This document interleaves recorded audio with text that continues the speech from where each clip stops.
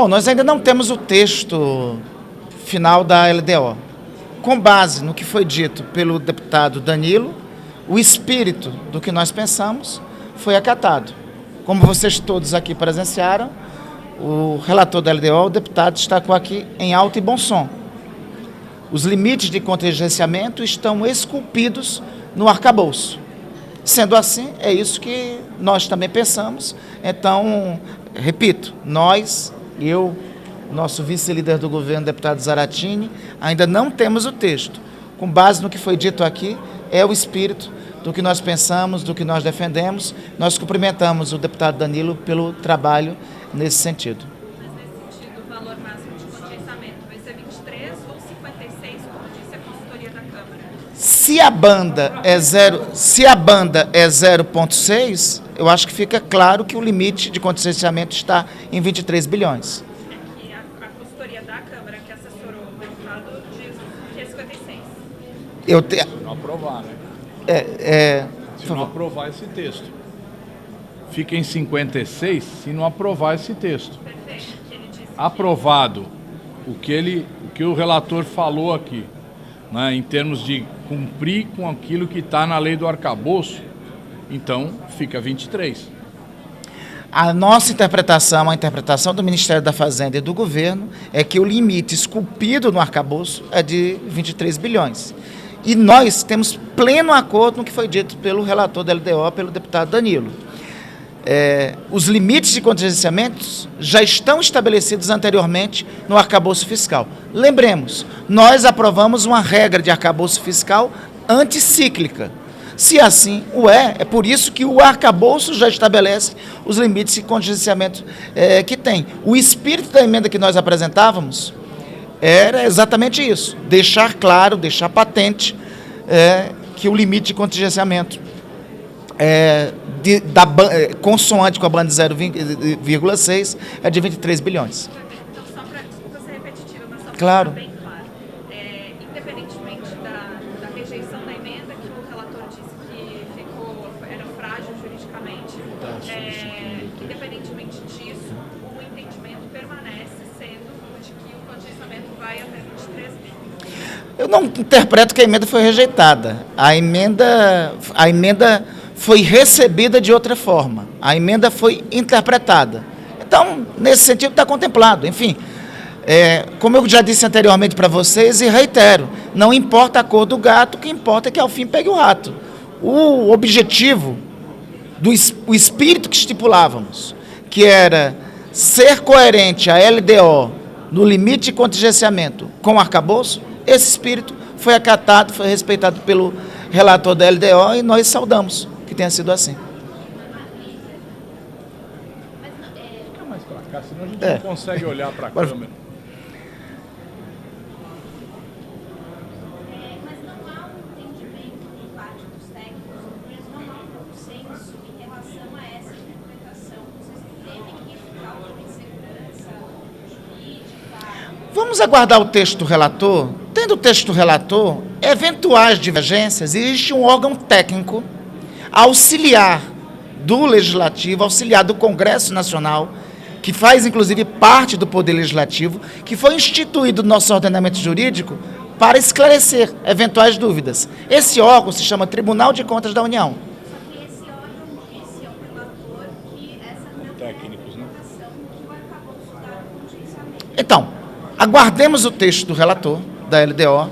Tendo o texto do relator, nós temos técnicos com interpretações distintas, técnicos do Ministério da Fazenda, do nosso Ministério do Planejamento, técnicos, inclusive, do Senado, técnicos nossos do Senado, com interpretações de uma forma sobre o arcabouço, e temos o texto que vai ser consolidado na LDO, que deve ser coerente com o arcabouço fiscal.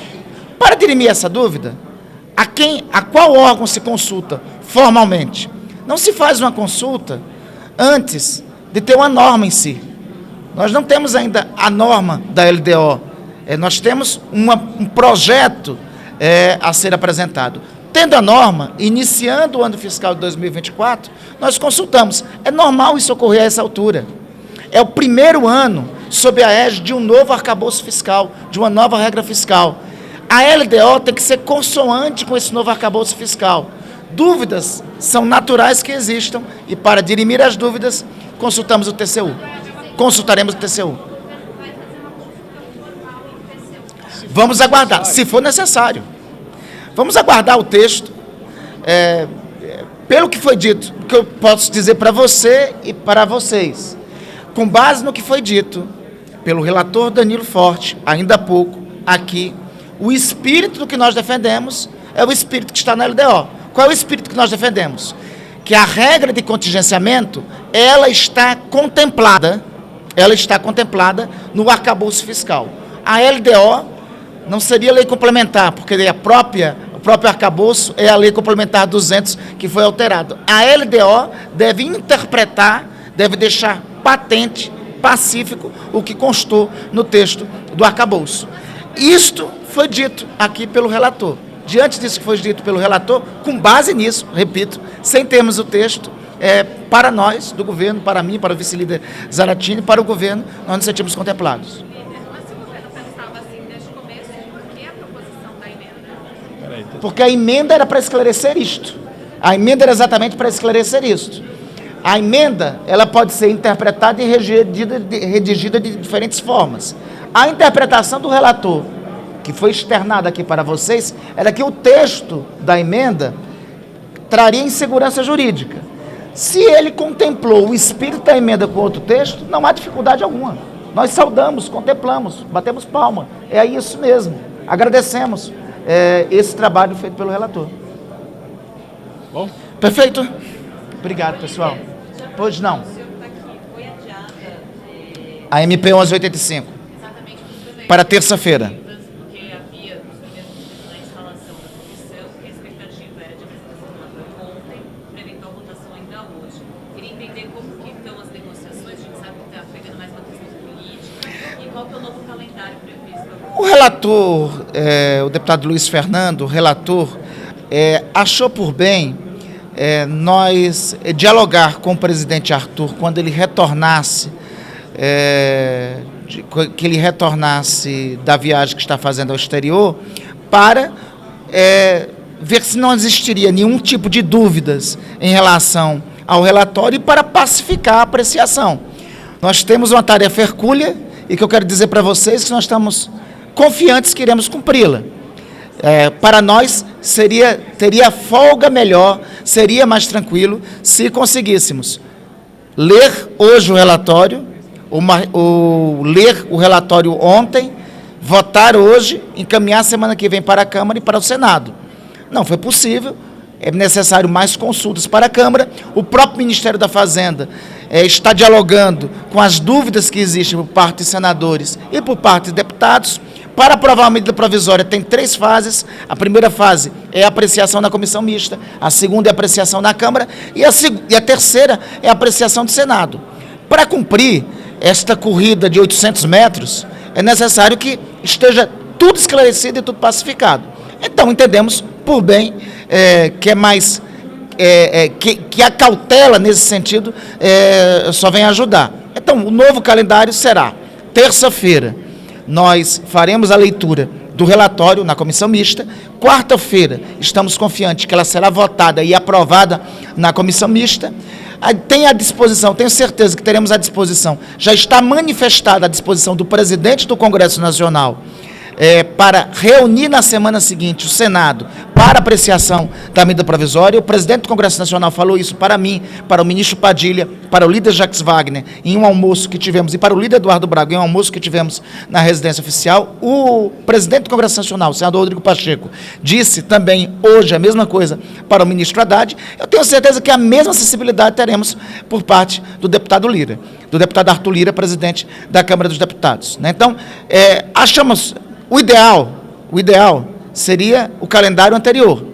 Mas o novo calendário proposto, ele é execuível e dá conta de nós apreciarmos e votarmos a medida provisória antes do ano acabar. Nós temos aí, semana que vem, para então encerrar a comissão mista. Quinta-feira teremos sessão do Congresso e à disposição do presidente do Congresso, presidente do Senado, de reunir o Senado na semana seguinte para a apreciação da medida provisória. Eu tenho certeza que a mesma sensibilidade o presidente da Câmara terá. Quarta-feira vai ser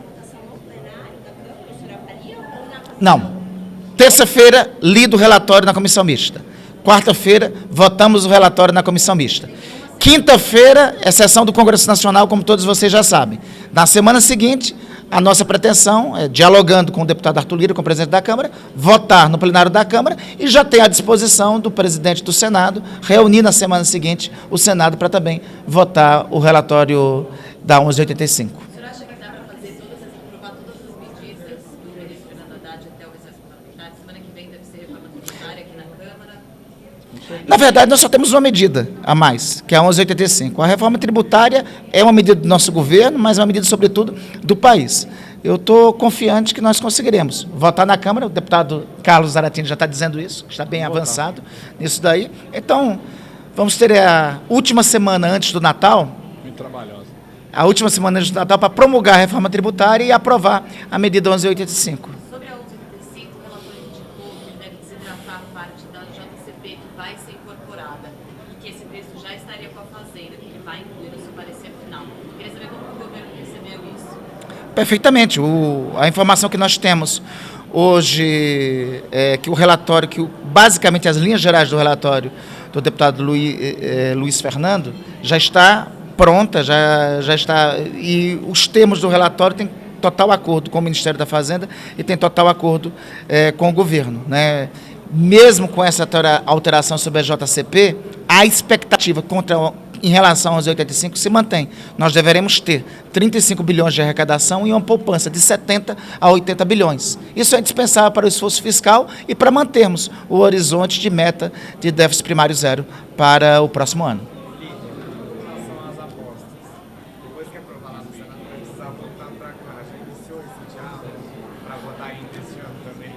Nós vamos na fé, que a fé não costuma falhar, né? Então, a nossa programação é votar o PL dos BETs, promulgar a reforma tributária e aprovar a 1185 nessas 2 semanas que nós temos. Estamos confiantes que conseguiremos. No dia da instalação da comissão mista, o senhor falou ali em projeção de 115 bi. Agora o senhor reduz para... Não, está na mesma conta, 115. 70 a 80 de eventual poupança, 30 a 35 de eventual receita. Então está na mesma. Está na mesma conta. Não alterou. Não tem o cálculo detalhado em relação à JCP. A MP das subvenções representa mais do que a própria JCP. Aliás, a principal medida de nosso governo é a MP das subvenções. É muito mais do que o JCP, é muito mais do que o próprio PL das apostas. Bom? Obrigado. Obrigado, pessoal.